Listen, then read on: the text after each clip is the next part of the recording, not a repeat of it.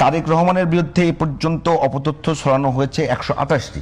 জামায়াতে ইসলাম নিজেকে খুব নৈতিক দল হিসেবে দাবি করে। অপতথ্য বলতে আপনি আমাকে ডিফাইন করেন যে কোন অপতথ্যকে, আপনি যে 128টি অপতথ্যের কথা বলেছেন, সেই অপতথ্যগুলো কি? আমি কি ধরে ধরে বলবো? হ্যাঁ, ধরে ধরে আমাকে এক দুটি আপনি এক্সাম্পল দেন, তাহলে আমি আপনাকে ক্লারিফাই করতে সুবিধা হবে।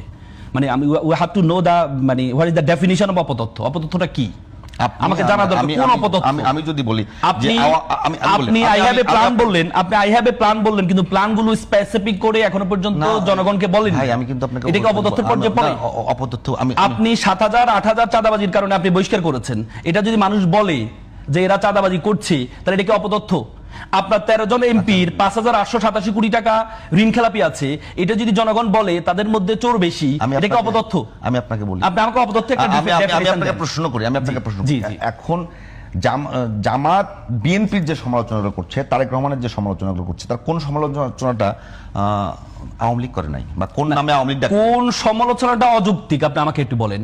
জামাতের সবচেয়ে বেশি সমালোচনা করছে চাঁদাবাজি নিয়ে, জামাত সবচেয়ে বেশি সমালোচনা করছে হচ্ছে টেন্ডারবাজি নিয়ে, জামাত সবচেয়ে বেশি করছে হচ্ছে এই যে মানুষকে, আপনি দেখেন নিজস্ব সহিংসতায় জামাতের তো একজনকে মেরেছে, শেরপুরের একটা উপজেলা সেক্রেটারিকে মারছে, কিন্তু নিজের দলের প্রায় 87 জনকে তারা নিজেরা হত্যা করেছে।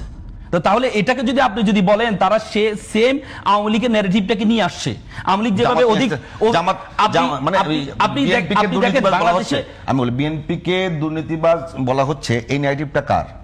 আওয়ামী লীগের না জামাতের? আপনি যদি আপনি অতীতে আপনাকে আপনি যখন প্রকাশ্যে এখনো পর্যন্ত এবার টিআইবি রিপোর্টে 52% এমপি প্রার্থী বিএনপির তারা ঋণ খেলাপিতে আছে, 52%, 50% থেকে বেশি। তার মানে আপনার যারা 17-18 বছর ক্ষমতায় ছিল না, তারা 52% ঋণ খেলাপিতে আছে। এরা যদি ক্ষমতায় আসে, এরা তো পুরো ব্যাংক খেয়ে ফেলবে। এখন আপনি যদি এরা ঋণ খেলাপি, এরা দুর্নীতিবাজ, এটা যদি আপনি যদি বলেন এরা দুর্নীতিবাজ, আপনি যদি বলেন না এটা অতীতকে নিয়ে আসো, তাহলে কি হলো এটা?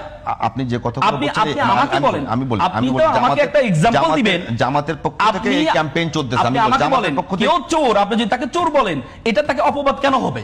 মানে সেটা আমাকে ব্যাখ্যা বলেন, সেটা অপবাদ কেন হবে? আমি একটু বলি, আপনি বলবেন তো, প্রশ্ন করতে দিন। মানে আপনি বলছেন যে জামাতের পক্ষ থেকে যে ক্যাম্পেইনগুলো চলছে, আমি প্রশ্ন করলাম যে তারেক রহমান কেন্দ্রিক, আমি বললাম তারেক রহমান শফিকুর রহমান কেন্দ্রিক জামাতের পক্ষ থেকে যে নামগুলো দেয়া হয়েছে, সে প্রত্যেকটা নাম আওয়ামী লীগ থেকে ধার করা কিনা? না, আমি তো আপনাকে বললাম you have to give the one example যে তারেক রহমানকে এটা বলেছে, এটা সত্য না। আপনার কাছে কি মনে হয়? আমাকে একটা বলেন।